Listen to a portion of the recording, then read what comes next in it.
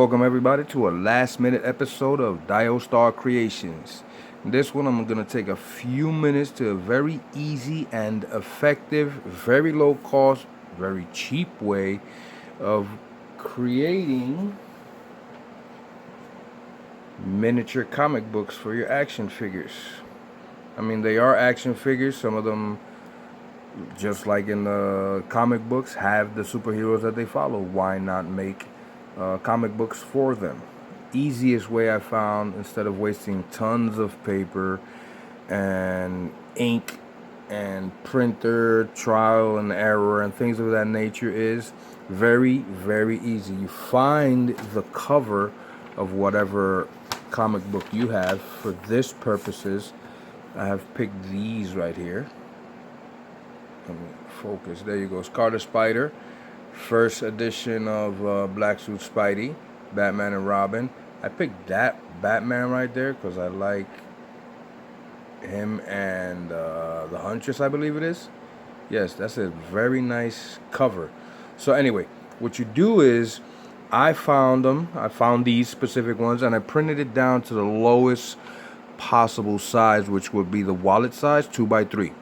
After you print it down 2x3, as you can see, even lowering it down to 35%, I reduced its original size from 2x3 all the way, still down 35%, and it still looks a little bit big, but right now I'm pretty comfortable with that. This is the first tryout, and the reason I'm doing this is for the simplest part of the actual process. I'm pretty sure guys and female customizers, actual action figure enthusiasts, hate the folding of the papers. It's really methodical, it's really tedious.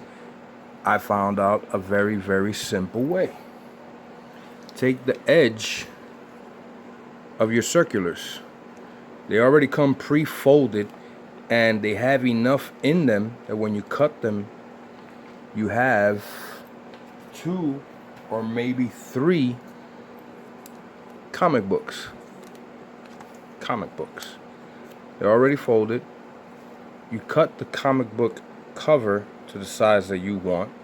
Again, this is 35% to 35%, so basically I reduced it about 65% from its original 2x3 size. You still probably might want to go to maybe 25%, which would be 75% smaller than its original 2x3 size.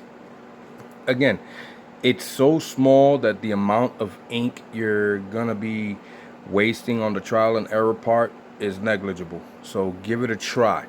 But if you want to go the extra step, you print out the interior of any given comic book and you just put it on the inside. Now for the stapling part, that was easy. All anyone has to remember is to flip the staple part.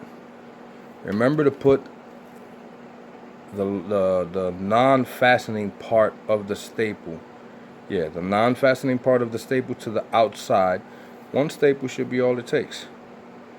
This one doesn't have a back cover, but again, if you want to be industrious and you want to be methodical and tedious and want to get the best look possible, as opposed to just a prop for, a quick and random photo shoot, you can go and print out the back page, print out the front page, and again, print out an interior page. So if you happen to be doing an overhead shot and you're looking at the action figure this way, it doesn't look like he's just looking at a blank page. For aesthetic purposes, you throw this on top of a table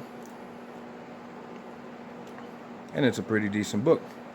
As you can see, each one of them has a different comic book in their hand. All right, that's cool. Thank you very much for watching.